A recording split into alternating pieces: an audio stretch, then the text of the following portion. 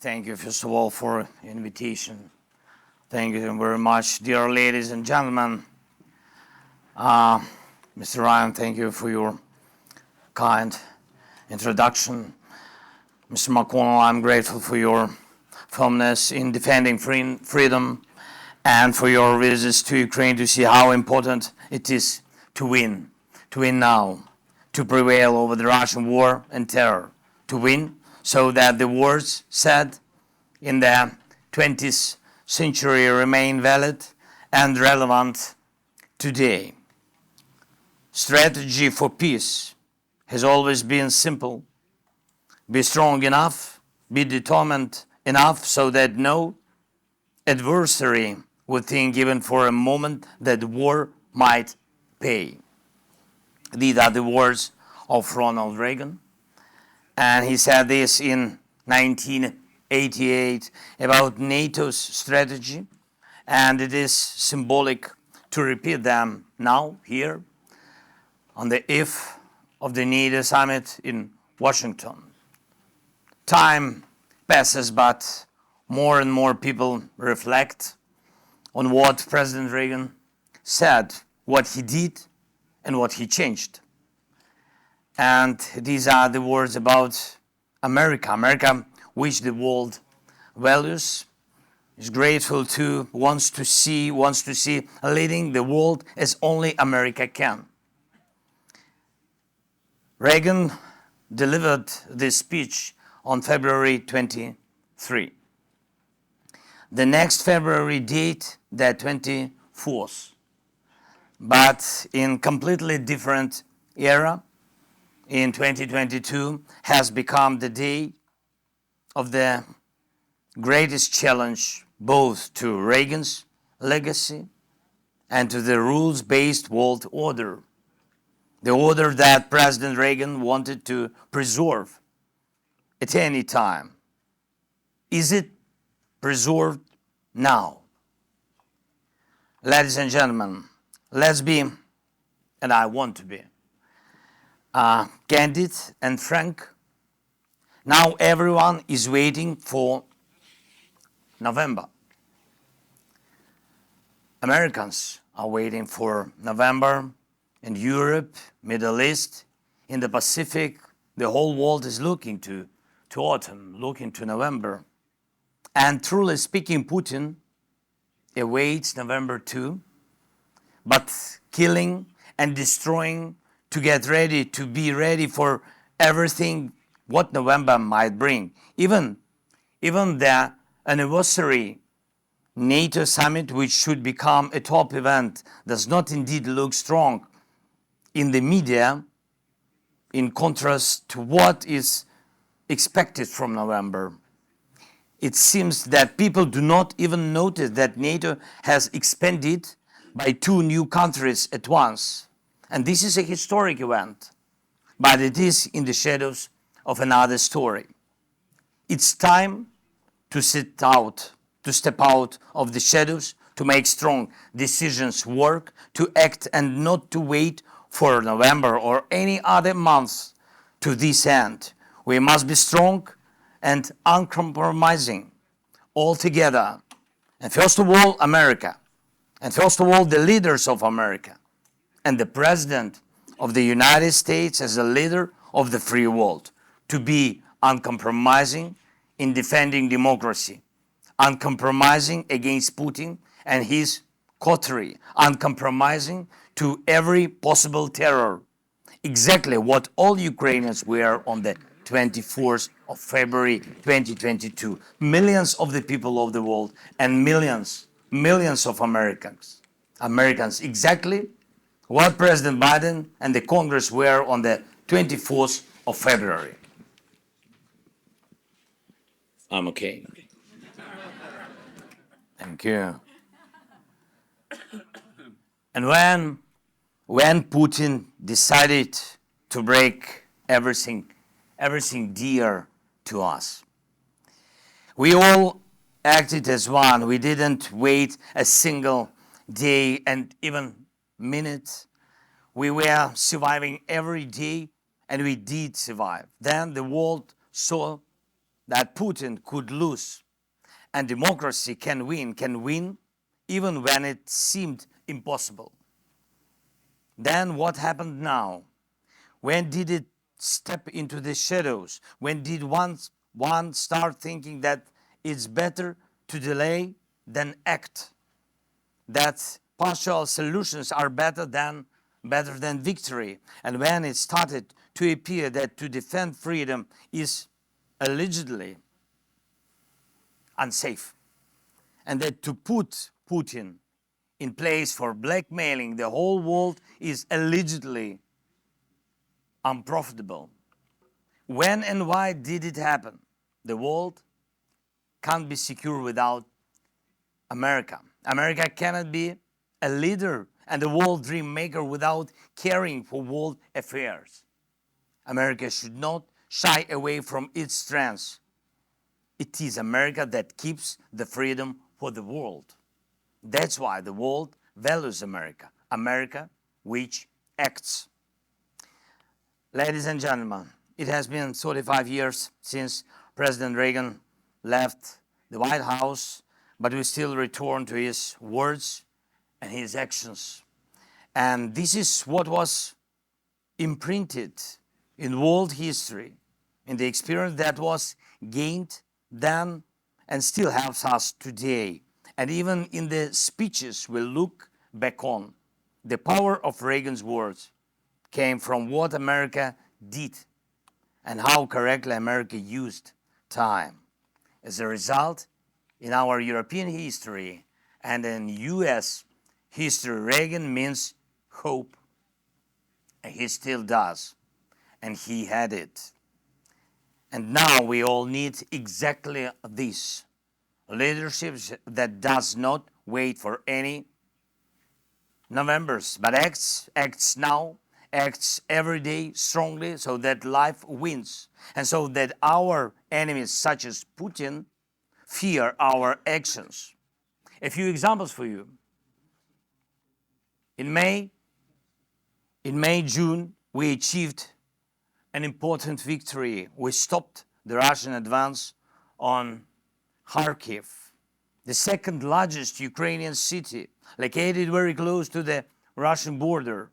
The Russian army was ordered to get into artillery fire range to shell Kharkiv. But the courage of our men and women, as well as the American permission to strike military targets in Russia, got the job done. And I am grateful to you. I'm grateful to President Biden for this permission and to everyone in the Congress who helped. This Russian advance has stalled, and we are pushing the Russian army out of areas near Kharkiv. We also destroyed the launches of Russian missiles that had been hitting Kharkiv for more than 2 years on a daily basis. And this gave Kharkiv protection from missile strikes. Imagine how much we can achieve when all limitations are lifted. Similarly, now we can protect our cities from Russian guided bombs if American leadership makes a step forward and allows us to destroy Russian military aircrafts on their bases. This will also yield an instant result. And we are waiting for this step. And we can significantly limit Russian actions in southern Ukraine and push the occupier out of there if American leadership assists us with the necessary deep strike capabilities against Russian military and logistics in our Ukrainian Crimea. And we are talking about this to all our partners, and all these steps would strengthen us as today exceptional decision of the US and partners to provide Ukraine with additional 5 Patriot air defense systems and dozens of others, and prioritize air defense interceptors for Ukraine. Ukrainian people are grateful for that. Thank you so much. And our actions to attain peace.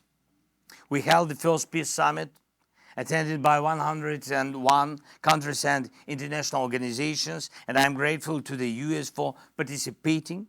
Putin, in response, held his own summit, a war summit, in Pyongyang, in pair with Kim Jong-un, just to have more artillery, missiles, and mines so that Russia can hold on at least until the end of the year. Although he does receive weapons, Putin still shows how much weaker the conspiracy of dictators is compared to the power of a free world. We must react firmly. We must and can organize the second peace summit this year based on the peace formula, even more powerful and truly decisive. We need the support from the US. Ladies and gentlemen, today in several of our Ukrainian cities, Kiev, Kryvyi Rih, a mourning was announced in memory of the victims of the Russian missile strike. It happened yesterday, and during rush hour, more than 40 missiles of various types. One hit a children's hospital, specialized hospital where children with the most complex injuries and diseases were rescued from the hands of death. Cancer, heart diseases. 43 people were killed by this attack, almost 200 wounded. Russia always knows where its missiles hit, always. A direct hit and the hospital building was destroyed. Imagine these doctors, ordinary people, rescuers, all together clearing the debris, trying to save as many lives as possible. Did any of them wait? Did anyone who found themselves under the rubble ready to wait months? No, of course not, because it's senseless. Because when it is needed to save a life, what you do? You save the life. When it is needed to beat enemies, you beat enemies. You act, you prevail. This is how you win wars. And this is who Ukrainians are. And that is why I'm proud of Ukrainians, and I'm proud to be Ukrainian. And this is how we can defeat Putin.